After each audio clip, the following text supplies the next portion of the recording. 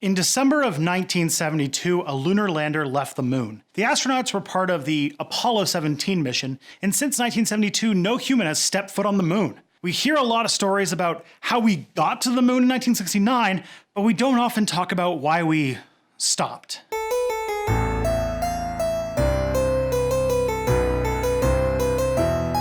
Hi, I'm Tristan Johnson and this is Step Back History. Be sure to click the subscribe button as well as the bell notification to never miss a new Step Back video or live stream. We have a skewed idea of how popular the American project to get to the moon was due to its success. We can't begin to find out why enthusiasm died for the moon landings unless we gauge how much enthusiasm there was in the first place. Public opinion polls in the late 60s showed that many Americans thought the moon program was a waste of money and showed misplaced priorities. Then it happened. In 1969, people actually walked on the surface of the goddamn moon.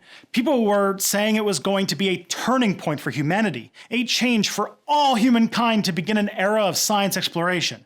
It sounds like there was a lot of cheer pressure for this event. However, once those astronauts got home, not much really changed. There was no new era of humanity. In fact, it seems that after the US commented first on the moon, the follow-up was indifference.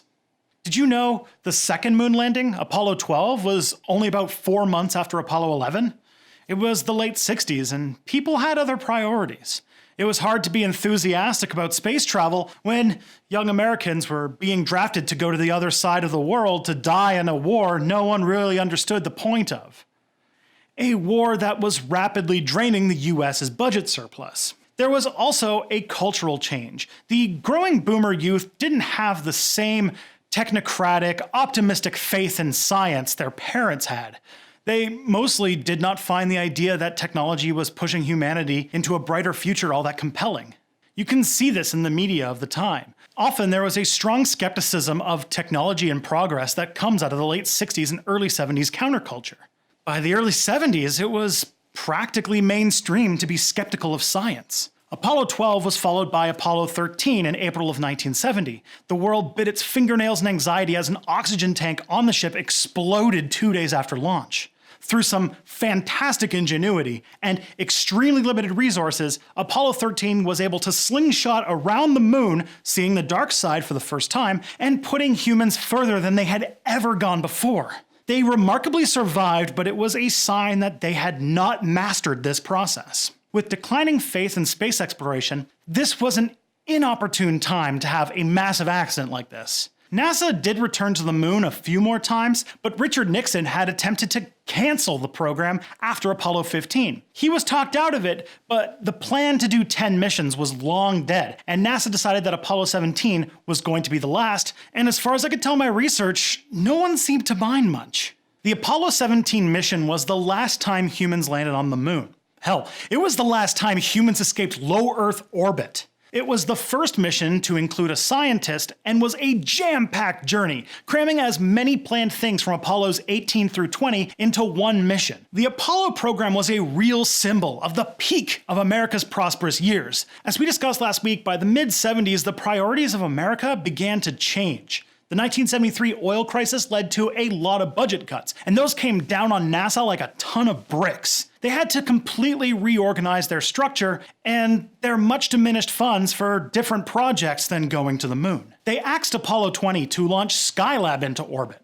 It was an American space station that stayed in low Earth orbit to do permanent scientific research.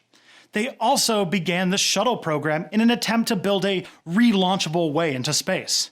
Lastly, they decided to focus on using probes and satellites to make their explorations of the solar system and beyond. All of these programs cost money, and so the budget moved away from their long-term plans for Mars missions or moon bases. We also can't dismiss that the space program was also a way to put a happy face on developing intercontinental ballistic missile technology.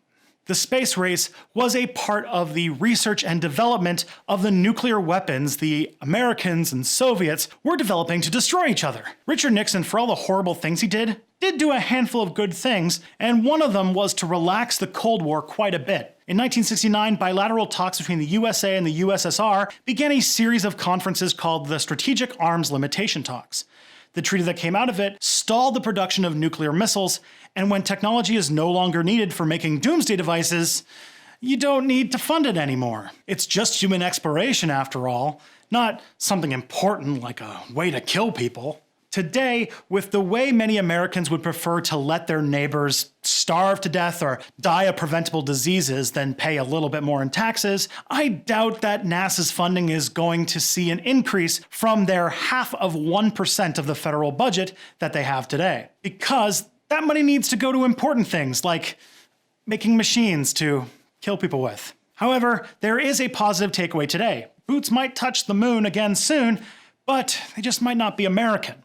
Already, Russia, China, Japan, and the European Space Agency all have plans to return to the moon, with some even promising moon bases. I'm sure Elon Musk and Richard Branson have plans to go there as well. So maybe we just need a little more patience. Until then, Apollo 17 was the last time we walked on the moon before deciding it just wasn't worth it anymore. If you like this video, I really need help with exposure. If you can help me out, please share this with a friend. Word of mouth is a powerful thing, and I believe that people will really like history content, even if they say they find history boring. They just haven't heard the right stories yet. I want to thank 12 Tone for making the amazing theme song, as well as these wonderful people for supporting Step Back on Patreon. Your contributions are keeping this channel alive. I'd like to especially thank Don and Carrie Johnson for their generosity. Have a great week, and I'll see you soon for more Step Back.